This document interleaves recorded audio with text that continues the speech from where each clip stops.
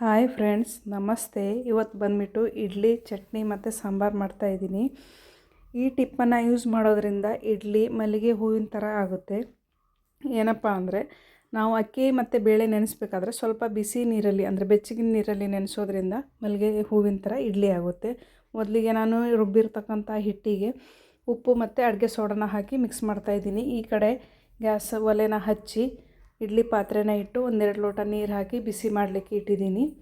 ಈ ಕಡೆ ಮತ್ತೊಂದು ಕಡೆ ಇಡ್ಲಿ ಪ್ಲೇಟ್ ಇರುತ್ತಲ್ವ, ಅದಕ್ಕೆ ಬಾಳೆ ಎಲೆ ಇರ್ತಾರೋ ಒಂಚೂರು ಸ್ವಲ್ಪ ಬಿಸಿ ಮಾಡಿಕೊಂಡು ರೌಂಡ್ ಶೇಪಲ್ಲಿ ಕಟ್ ಮಾಡಿ ಅದನ್ನು ಇಡ್ಲಿ ಪ್ಲೇಟ್ ಮೇಲೆ ಇಟ್ಟು ಅದಕ್ಕೆ ಹಿಟ್ಟನ್ನು ಹಾಕ್ತಾಯಿದ್ದೀನಿ. ಈ ಥರ ಮಾಡೋದ್ರಿಂದ ಪ್ಲೇಟಿಗೆ ಹಿಟ್ಟು ಅಂಟ್ಕೊಳ್ಳೋದಿಲ್ಲ, ಚೆನ್ನಾಗಿ ಬರುತ್ತೆ. ಹಾಗಾಗಿ ಈ ಟಿಪ್ಪನ್ನು ನಾನು ಮೊಬೈಲ್ ನೋಡಿದ್ದು ಟ್ರೈ ಮಾಡೋಣ ಅಂತ ಮಾಡ್ತಾಯಿದ್ದೀನಿ. ಚೆನ್ನಾಗಿ ಬಂದಿತ್ತು ಫ್ರೆಂಡ್ಸ್. ನೀವು ಒಂದು ಸಲ ಟ್ರೈ ಮಾಡಿ ನೋಡಿ. ಈ ನೀರು ಬಿಸಿಯಾಗಿರುತ್ತಲ್ವ, ಪ್ಲೇಟಿಗೆಲ್ಲ ಹಿಟ್ಟನ್ನು ಹಾಕಿ ಪ್ಲೇಟನ್ನು ಪಾತ್ರೆಯಲ್ಲಿ ಇಡ್ತಾಯಿದ್ದೀನಿ. ಇಟ್ಟು ಒಂದು 10-15 ನಿಮಿಷ ಬೇಯಿಸಿದರೆ ಇಡ್ಲಿ ರೆಡಿ ಆಗುತ್ತೆ. ಮತ್ತೊಂದು ಕಡೆ ಅಂದರೆ ಸ್ವಲ್ಪ ಹಿಟ್ಟು ಉಳಿದಿತ್ತಲ್ವ, ಮತ್ತೊಂದು ಪ್ಲೇಟಿಗೆ ಎಣ್ಣೆನ ಹಚ್ಚಿ ಉಳಿದಿರತಕ್ಕಂಥ ಹಿಟ್ಟನ್ನು ಈ ಥರ ಹಾಕೋದ್ರಿಂದ ತಟ್ಟೆ ಇಡ್ಲಿ ಕೂಡ ಆಗಿಬಿಡುತ್ತೆ. ಮತ್ತು ಚಟ್ನಿ ಮಾಡ್ತಾಯಿದ್ದೀನಿ. ಚಟ್ನಿಲಿ ಏನಪ್ಪ ಅಂದರೆ ವಿಶೇಷ ಅಂದರೆ ಒಂದು ಎಲೆನ ಹಾಕ್ತೀನಿ. ಅದು ತುಂಬ ಚೆನ್ನಾಗಿರುತ್ತೆ, ಮಕ್ಕಳಿಗೆ ನೆನಪಿನ ಶಕ್ತಿ ಕೂಡ ಬರುತ್ತೆ. ಮೊದಲಿಗೆ ಕೊತ್ತಂಬರಿ ಸೊಪ್ಪು, ಸ್ವಲ್ಪ ಕಾಯಿ, ಸ್ವಲ್ಪ ಒಂದು ಅರ್ಧ ಇಂಚಷ್ಟು ಶುಂಠಿ ಮತ್ತು ಬೆಳ್ಳುಳ್ಳಿ, ಈ ಎಲೆ ಅಂದರೆ ಒಂದೆಣ್ಗಾಯಿ ಎಲೆ, ಈ ಎಲೆ ಹಾಕೋದ್ರಿಂದ ಮಕ್ಕಳಿಗೆ ಬುದ್ಧಿಶಕ್ತಿ ತುಂಬ ಚೆನ್ನಾಗಿ ಬರುತ್ತೆ ಫ್ರೆಂಡ್ಸ್. ಹಾಗಾಗಿ ಈ ಎಲೆಯಿಂದ ಚಟ್ನಿ ಮಾಡಿದರೆ ತುಂಬ ಚೆನ್ನಾಗಿರುತ್ತೆ, ಕಹಿ ಕೂಡ ಇರೋದಿಲ್ಲ.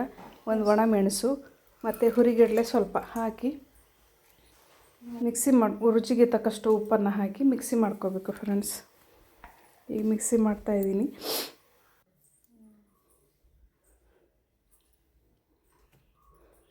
ಮಿಕ್ಸಿ ಆದ ನಂತರ ಇದಕ್ಕೊಂದು ಸಣ್ಣ ಒಗ್ಗರಣೆ ಕೊಡಬೇಕಲ್ವ. ಒಂದು ಬೌಲಲ್ಲಿ ಚಟ್ನಿನ ಹಾಕ್ಕೋಬೇಕು ಫ್ರೆಂಡ್ಸ್. ಹಾಕ್ಕೊಂಡಾದ ನಂತರ ಇದಕ್ಕೊಂದು ಸಣ್ಣ ಒಗ್ಗರಣೆ ಕೊಡಬೇಕಲ್ವ. ಒಂದು ಪಾತ್ರೆಯಲ್ಲಿ ಸ್ವಲ್ಪ ಎಣ್ಣೆ, ಸಾಸಿವೆ, ಜೀರಿಗೆ ಮತ್ತು ಕರಿಬೇವನ್ನು ಹಾಕಿ ಒಗ್ಗರಣೆನ ಕೊಡಬೇಕು. ನಾನು ಆಲ್ರೆಡಿ ಒಗ್ಗರಣೆನ ಮಾಡ್ಕೊಂಡಿದ್ದೀನಿ, ಅದನ್ನು ಇದಕ್ಕೆ ಹಾಕ್ತಾಯಿದ್ದೀನಿ. ಈ ಥರ ಒಗ್ಗರಣೆ ಹಾಕೋದ್ರಿಂದ ಚಟ್ನಿ ಬೇಗನೆ ಹಾಳಾಗೋದಿಲ್ಲ, ಹಾಗಾಗಿ ಒಗ್ಗರಣೆನ ಕೊಟ್ಟರೆ ಚೆನ್ನಾಗಿರುತ್ತೆ. ಮತ್ತೊಂದು ಕಡೆ ಟೊಮೆಟೊ ಸಾರಿಗೆ ಒಂದು 4-5 ಟೊಮೆಟೊನ ಹೆಚ್ಚಿ ಮಿಕ್ಸಿ ಪೇಸ್ಟ್ ಮಾಡ್ಕೋಬೇಕು, ಅಂದರೆ ಸಣ್ಣ ಪೇಸ್ಟ್ ಮಾಡ್ಕೋಬೇಕು. ಈ ಥರ ಪೇಸ್ಟ್ ಮಾಡ್ಕೋಬೇಕು. ಪೇಸ್ಟ್ ಮಾಡಾದ ನಂತರ ಒಲೆ ಮೇಲೆ ಚಟ್ನಿಗೆ ಒಗ್ಗರಣೆ ಹಾಕಿದ್ವಲ್ಲ, ಅದೇ ಪಾತ್ರೆಯಲ್ಲಿ ಸ್ವಲ್ಪ ಎಣ್ಣೆನ ಹಾಕಿ, 1 ಸ್ಪೂನಷ್ಟು ಎಣ್ಣೆನ ಹಾಕಿ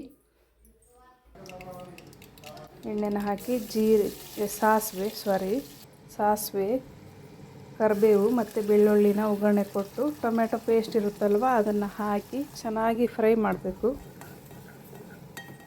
ಎಣ್ಣೆಲಿ ಚೆನ್ನಾಗಿ ಫ್ರೈ ಆಗಬೇಕು, ಅದು ಹಸಿ ವಾಸನೆ ಹೋಗೋವರೆಗೂ ಫ್ರೈ ಆಗಬೇಕು.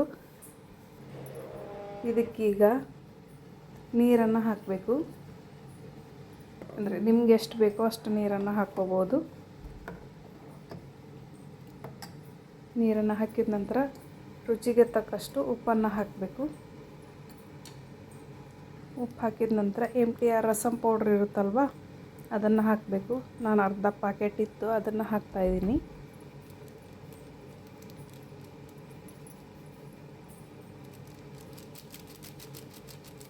ಇದು ಹಾಕಿದ ನಂತರ ಚೆನ್ನಾಗಿ ಮಿಕ್ಸ್ ಮಾಡಬೇಕು.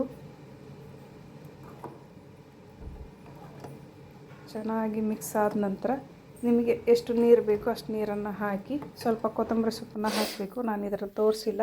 ಹಾಕಿ ಒಂದು 10-15 ನಿಮಿಷ ಕುದಿಸಿದರೆ ಟೊಮ್ಯಾಟೊ ಸಾಂಬಾರು ರೆಡಿ ಆಗುತ್ತೆ. ಈ ವಿಡಿಯೋ ಏನಾದರೂ ನಿಮಗೆ ಇಷ್ಟ ಆಗಿದ್ರೆ ಫ್ರೆಂಡ್ಸ್, ಮೊದಲು ಚಾನಲ್ನ ಸಬ್ಸ್ಕ್ರೈಬ್ ಮಾಡ್ಕೊಳ್ಳಿ, ಲೈಕ್ ಮಾಡಿ, ಶೇರ್ ಮಾಡಿ, ಹೀಗೆ ಸಪೋರ್ಟ್ ಮಾಡ್ತಾಯಿರಿ ಫ್ರೆಂಡ್ಸ್.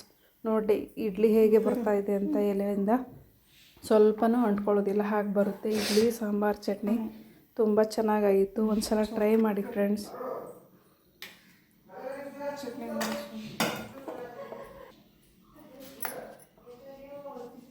ಕನ್ನೆ ತಿಕ್ಕರ್